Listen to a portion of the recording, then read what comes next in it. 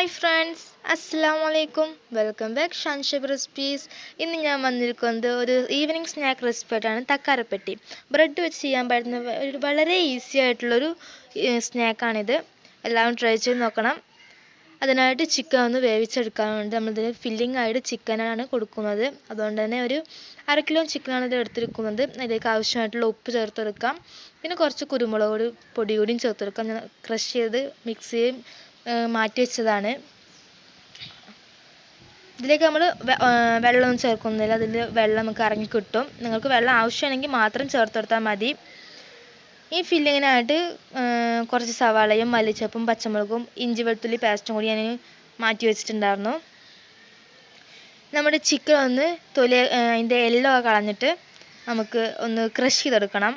ഇതുപോലെ ഒന്ന് ക്രഷ് ചെയ്ത് മറ്റൊരു ബൗളിലേക്ക് മാറ്റി വെക്കാം. ഇത്രയേ ഉള്ളൂ. ഇനി നമുക്ക് ഫില്ലിംഗ് ഉണ്ടാക്കാൻ വളരെ എളുപ്പമാണ്, പെട്ടെന്ന് കഴിയും. അതിനായിട്ടൊരു ഫ്രൈ പാൻ അവിടെ വെച്ചിട്ടുണ്ട്. അതിലേക്ക് ഞാൻ കുറച്ച് വെളിച്ചെണ്ണ കൂടി ഇതിലേക്ക് ഒഴിച്ചിട്ടുണ്ട്. 1 ടേബിൾ സ്പൂൺ വെളിച്ചെണ്ണയോളം ചേർത്ത് കൊടുത്തിട്ടുണ്ട്. പിന്നെ നമ്മൾ ഈ മസാല തയ്യാറാക്കുമ്പോൾ അധികം ഡ്രൈ ആക്കി എടുക്കരുത്. ഡ്രൈ ആക്കി എടുത്താൽ നമുക്ക് ഫില്ലിംഗ് വെക്കാൻ വളരെ പ്രയാസമാവും, ബ്രെഡിൻ്റെ ഉള്ളിൽ വെക്കാൻ പ്രയാസമാവും. പിന്നെ ഇതിലേക്ക് 2 വലിയ സവാളയാണ് എടുത്തിരിക്കുന്നത്. വലിയ സവാള തന്നെ എടുക്കണം. നമുക്ക് കുറച്ച് കൂടുതൽ ഉണ്ടാക്കുന്നുണ്ട്. നോമ്പാണെങ്കിൽ അധികം ഉണ്ടാക്കണം, കാരണം വീട്ടിലേക്ക് ആളുകളില്ലല്ലോ. അതുകൊണ്ട് തന്നെ പെട്ടെന്ന് നമ്മൾ വെള്ളം കുടിച്ചു കഴിഞ്ഞാൽ നമുക്ക് അധികം സ്നാക്കൊന്നും കഴിക്കാൻ തോന്നില്ല. അതുകൊണ്ട് തന്നെ നോമ്പല്ല, ഇപ്പോൾ നോമ്പ് കഴിഞ്ഞു. അതുകൊണ്ട് തന്നെ കുറച്ച് കൂടുതൽ ഉണ്ടാക്കുന്നുണ്ട്. നന്നായിട്ടൊന്ന് ഇത് വഴറ്റിയെടുക്കാം.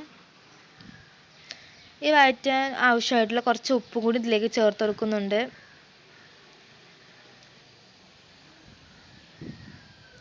ഞാൻ ഈ മസാലക്കുള്ള ആവശ്യമായിട്ടുള്ള ഉപ്പും കൂടി ഇതിലേക്ക് ചേർത്ത് കൊടുക്കുന്നുണ്ട്. പിന്നെ നമുക്ക് ബാറ്റർ ഉണ്ടാക്കുന്നുണ്ട്. അതിൽ നമ്മൾ ഉപ്പ് യൂസ് ചെയ്യുന്നുണ്ട്. പിന്നെ നമ്മൾ ചിക്കൻ റെഡിയാക്കുന്ന അതിൽ ഉപ്പ് യൂസ് ചെയ്തിട്ടുണ്ട്. അതുകൊണ്ട് കുറച്ച് ഉപ്പ് യൂസ് ചെയ്യുന്നുള്ളൂ. പിന്നെ 2 ടീസ്പൂൺ ഇഞ്ചി വെളുത്തുള്ളി പേസ്റ്റും ചേർത്തിട്ട് നന്നായിട്ടൊന്ന് നല്ലൊരു മണം സ്മെല്ല് വരെ നമുക്കൊന്ന് ഈ സവാള ഒന്ന് സോഫ്റ്റ് ആക്കി എടുക്കണം. പിന്നെ അതിലേക്ക് 1 പച്ചമുളക്, നല്ല എരിവുള്ള പച്ചമുളക് ആയതുകൊണ്ട് 1 പച്ചമുളക് ചേർത്ത് കൊടുക്കുന്നുണ്ട്. പിന്നെ ഇതിലേക്ക് ചിക്കൻ ക്രഷ് ചെയ്ത് ഒന്ന് ഇട്ടുകൊടുക്കാം. നിങ്ങൾക്ക് വേണമെങ്കിൽ ഫില്ലിന് പകരം ബീഫ് ആണെങ്കിൽ യൂസ് ചെയ്യാം. എന്നിട്ട് നന്നായിട്ടൊന്ന് മിക്സ് ചെയ്ത് കൊടുക്കാം. നല്ലപോലെ ഒന്ന് മിക്സ് ചെയ്തെടുക്കണം. സവാള സോഫ്റ്റ് ആയതിനു ശേഷം മാത്രം എല്ലാം ചേർത്ത് കൊടുക്കുക.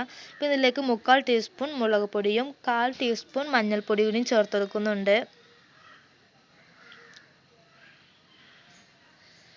1/4 ടീസ്പൂൺ മഞ്ഞൾപ്പൊടിയും ചേർത്ത് കൊടുത്ത് നന്നായിട്ടൊന്ന് മിക്സ് ചെയ്യാം. പിന്നെ ഇതിലേക്ക് ചേർത്ത് കൊടുക്കുന്നത് ചിക്കൻ മസാലയാണ്, ഗരം മസാല, ചിക്കൻ മസാല ചേർത്ത് കൊടുക്കുന്നത് നല്ലൊരു ടേസ്റ്റ് കിട്ടാൻ വേണ്ടിയിട്ടാണ്. പിന്നെ ഇത് ഞാൻ വീട്ടിൽ തന്നെ പൊടിച്ചുണ്ടാക്കിയാണ്. അന്നുണ്ടാക്കിയതിൽ കുറച്ചുകൂടി ബാക്കിയുണ്ട്, അതാണ്. പിന്നെ ഒരു 3/4 ടീസ്പൂൺ മല്ലിപ്പൊടി കൂടിയും ചേർത്ത് കൊടുത്തു. ഞാൻ നന്നായിട്ടൊന്ന് മിക്സ് ചെയ്ത് കൊടുക്കാം. നിങ്ങൾക്ക് വേണമെങ്കിൽ ഉപ്പ് നോക്കിയിട്ട് ഉപ്പിൻ്റെ പാകത്തിനുള്ള ഉപ്പ് ചേർത്താൽ മതി, കൂടുതൽ ഉപ്പ് ചേർക്കണ്ട. നന്നായിട്ടൊന്ന് മിക്സ് ചെയ്തതിന് ശേഷം അതിലേക്ക് കുറച്ച് കൂടുതൽ മല്ലിച്ചപ്പ് ചേർത്ത് കൊടുത്തിട്ടുണ്ട്. നല്ല ടേസ്റ്റ് ആയിരിക്കും. ഇഷ്ടമില്ലാത്തവർ ചേർത്തെടുക്കണ്ട. ചേർത്തെടുക്കുമ്പോൾ നല്ലൊരു ടേസ്റ്റ് ആയിരിക്കും. അവൈലബിൾ അല്ലെങ്കിൽ ഓപ്ഷണലാണ്. ഇപ്പം നമ്മുടെ മസാല ഇവിടെ റെഡി ആയിട്ടുണ്ട്. നമുക്കൊന്ന് ചൂടാറാൻ വേണ്ടിയിട്ട് വെയിറ്റ് ചെയ്യാം. ഒന്ന് മാറ്റി വെക്കാം. പിന്നെ നമുക്ക് ഇതിലേക്ക് ഒരു ബാറ്റർ ആവശ്യമാണ്. അതിലേക്ക് 1 കപ്പ് കടലമാവ് ചേർത്ത് കൊടുത്തിട്ടുണ്ട്. ഇതിലേക്ക് 1/4 ടീസ്പൂൺ ഉപ്പും കൂടിയും ചേർത്തിട്ട്, പിന്നെ അതിലേക്ക് നല്ലൊരു കളറിന് വേണ്ടിയിട്ട് കാശ്മീരി ചില്ലി പൗഡർ ആണെങ്കിൽ നല്ലതായിരിക്കും. ഇപ്പോൾ അത് അവൈലബിൾ അല്ല, അതുകൊണ്ട് തന്നെ ഞാൻ സാധാ മുളക് പൊടിയാണ് ചേർത്തത്. കാശ്മീരി ആണെങ്കിൽ നല്ലൊരു കളർ കിട്ടും. നന്നായിട്ടൊന്ന് മിക്സ് ചെയ്തെടുക്കാം. ഒരു വിസ്ക് കൊണ്ടാണെങ്കിൽ സൂപ്പറായിരിക്കും, വേഗത്തിൽ നമുക്ക് മിക്സ് ചെയ്യാൻ പറ്റും. അതിനു മുമ്പ് എൻ്റെ ചാനൽ ഇത് സബ്സ്ക്രൈബ് ചെയ്യുക. അതിന് തൊട്ടടുത്തൊരു കുഞ്ഞു ബെല്ലൈക്കൺ കാണും, അതൊന്ന് പ്രസ് ചെയ്ത് ഓളൊന്ന് ക്ലിക്ക് ചെയ്ത് ഞാൻ എല്ലാ വീഡിയോസും നോട്ടിഫിക്കേഷനായിട്ട് വരുന്നതാണ്. പ്ലീസ് സബ്സ്ക്രൈബ് ചെയ്യുക, സപ്പോർട്ട് ചെയ്യുക. ഇനി ഈ ബാറ്റർ ആവശ്യമുള്ള വെള്ളം നന്നായിട്ടൊന്ന് ഒഴിച്ചെടുക്കാം. എന്നിട്ട് ഇതുപോലെ അത് കുറച്ച് തിക്കായിട്ടുള്ളൊരു ബാറ്ററാണ് നമുക്ക് ആവശ്യം. എന്നാൽ കൂടുതൽ തിക്കാകാനും പാടില്ല. നല്ലപോലെ ലൂസായാൽ നമുക്ക് ബ്രെഡ് അത് കുതിർന്നു പോകും. അതുകൊണ്ടാണ് ഒരു മീഡിയം സൈസിലെ കൺസിസ്റ്റൻസിയാണ് നമുക്കിതിന് ആവശ്യം. ഇതുപോലെയാണ് നമുക്ക് ആവശ്യം. നല്ലപോലെ കട്ട് ചെയ്യാൻ പാടില്ല. കട്ട് ചെയ്യാൻ തോന്നുകയാണെങ്കിൽ നിങ്ങൾക്ക് ഇതിലേക്ക് കുറച്ചും കൂടി വെള്ളം യൂസ് ചെയ്യാവുന്നതാണ്. ഇനി നമുക്ക് ഇതിലേക്ക് ആവശ്യം ബ്രെഡാണ്. ബ്രെഡ് വെച്ചിട്ടാണ് ഈ ഒരു സ്നാക്ക് ചെയ്യുന്നത്. 2 ബ്രെഡ് ആക്കിയിട്ടാണ് ഒരു ബോക്സ് പോലെയാണ് ചെയ്യുന്നത്. അതുകൊണ്ട് തന്നെ 2 ബ്രെഡ് ആക്കിയിട്ടാണ് മുറിച്ചെടുക്കാൻ വേണ്ടിയിട്ട്. പിന്നെ അത് സെപ്പറേറ്റ് ആക്കാൻ പാടില്ല. സെപ്പറേറ്റ് ആക്കിയാൽ പിന്നെ നമുക്ക് മസാല ആക്കുമ്പോൾ രണ്ടും വ്യത്യസ്ത ബ്രെഡാണെങ്കിൽ നമുക്ക് ഫില്ലിങ് നേരത്തിലാക്കാനും നല്ലൊരു ബോക്സ് ആക്കാനും പറ്റില്ല. അത് കാരണമാണ് ഈ വീഡിയോയിൽ കാണുന്നത് പോലെ തന്നെ നിങ്ങൾ ചെയ്തെടുക്കുക. പിന്നെ ഇതിൻ്റെ ഈ ബ്രൗൺ ആയിട്ടുള്ള ഭാഗം നമ്മൾ കളയുന്നുണ്ട്. അത് നിങ്ങൾക്ക് വേസ്റ്റായി കളയേണ്ട. നമുക്ക് ഇതിന് തന്നെ ആവശ്യമുണ്ട്. നമുക്ക് ബ്രെഡ് ക്രംസ് ആവശ്യമാണ്. പിന്നെ ഇതിലേക്ക് യൂസ് ചെയ്യുമ്പോൾ നല്ല ക്വാളിറ്റി ഉള്ള ബ്രെഡ് തന്നെ യൂസ് ചെയ്യുക. ഞാൻ എടുത്തത് കുറച്ചൊന്നും കുഴപ്പമൊന്നുമില്ല, എന്നാലും നല്ലൊരു ക്വാളിറ്റി ഉള്ള ബ്രെഡാണെങ്കിൽ നമുക്ക് പൊടിയാതെ കിട്ടും. ഇതുപോലെ മാറ്റി വെക്കണം, സെപ്പറേറ്റ് ആക്കി വെക്കരുത്. ഇതുപോലെ തന്നെ ബാക്കിയുള്ള ബ്രെഡ്സും നമുക്ക് ചെയ്തെടുക്കാം. ഞാൻ ഇവിടെ കുറച്ച് കൂടുതൽ ബ്രെഡ്സ് യൂസ് ചെയ്യുന്നുണ്ട്. പിന്നെ ബാക്കിയുള്ള വേസ്റ്റൊക്കെ ഭാഗം ക്രംസ് ആക്കിയിട്ട് മാറ്റി വെച്ചിട്ടുണ്ട്. പിന്നെ ഫില്ലിങ്ങും നമ്മൾ ബാറ്ററും ഇവിടെ റെഡി ആയിട്ടുണ്ട്. ഇനി എങ്ങനെ തക്കാരപ്പെട്ടി ഉണ്ടാക്കാൻ നോക്കാം. അപ്പോൾ കുറച്ച് കൂടുതൽ ഈ സമയത്ത് തിക്നെസ് ഉണ്ടെങ്കിൽ നിങ്ങൾക്ക് വേണമെങ്കിൽ കുറച്ചൊന്ന് വെള്ളം ഒഴിച്ച് നന്നായിട്ടൊന്ന് കുറച്ചുകൂടി ഒന്ന് ലൂസാക്കി എടുക്കാം. തിക്നെസ് ഇല്ല എന്നുണ്ടെങ്കിൽ അങ്ങനെ തന്നെ യൂസ് ചെയ്യാം. ഇനി നമുക്ക് ഒരു ബ്രെഡ് എടുത്തിട്ട് ബ്രെഡിൻ്റെ ബോക്സ് എടുത്തിട്ട് അതിലേക്ക് നമുക്ക് ഫില്ലിംഗ് ഒന്ന് റെഡിയാക്കി വെക്കാം. കൂടുതൽ ഫില്ലിംഗ് ആക്കി വെക്കരുത്. ഞാൻ ഫസ്റ്റ് ടൈം ചെയ്തപ്പോൾ കുറച്ച് കൂടുതൽ ഫില്ലിംഗ് വെച്ചു, അതുകൊണ്ട് പൊട്ടിപ്പോയി. പിന്നെ മനസ്സിലായി കുറച്ച് ഫില്ലിംഗ് വെച്ച് റെഡിയാക്കിയാൽ മതി എന്ന്. ഇതുപോലെ ഫില്ലിംഗ് വെച്ചിട്ട് അതിന് മേലെ മറ്റൊരു ബ്രെഡ് വെക്കാം. നമ്മൾ നേരത്തെ അതിൻ്റെ മാറ്റി വെച്ച ബ്രെഡ് വെച്ചിട്ട് അതിലേക്ക് നമ്മൾ കടലമാവിൻ്റെ മിക്സ് ഒന്ന് റെഡിയാക്കി എടുക്കാം. ഇതുപോലെ ഒന്ന് ബ്രഷ് ചെയ്ത് കൊടുത്താൽ മതി. എന്നിട്ട് ഒന്ന് ഒട്ടിച്ചു കൊടുക്കുക. നല്ല ക്വാളിറ്റി ഉള്ള ബ്രെഡാണെങ്കിൽ നമുക്ക് ഒട്ടിച്ചെടുക്കാൻ വളരെ എളുപ്പമായിരിക്കും, പൊടിഞ്ഞു പോകത്തില്ല. ക്വാളിറ്റി ഇല്ലാത്തതാണെങ്കിൽ അങ്ങ് പൊടിഞ്ഞു പോകും. അതുകൊണ്ട് തന്നെ സൂക്ഷിച്ച് വേണം നമുക്ക് ഒന്ന് പേസ്റ്റ് ചെയ്തെടുക്കാൻ. ഇതുപോലെ ചെയ്തെടുക്കുകയാണെങ്കിൽ പൊട്ടിപ്പോകത്തില്ല. നമ്മൾ കൈ കൊണ്ടൊന്ന് മിക്സ് ചെയ്തിട്ട് ഇതുപോലെ സ്പൂൺ ബ്രഷ് ചെയ്ത് കൊടുക്കുകയാണെങ്കിൽ.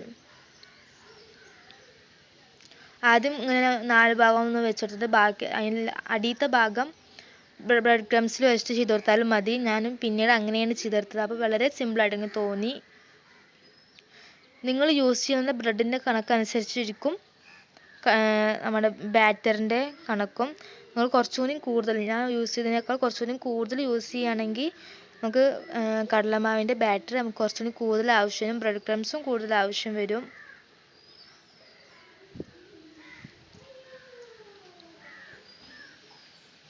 ഞാനൊരു 7 ബ്രെഡോളം എടുത്തിട്ടുണ്ട്. അത് നിന്ന് കറക്റ്റായിരുന്നു.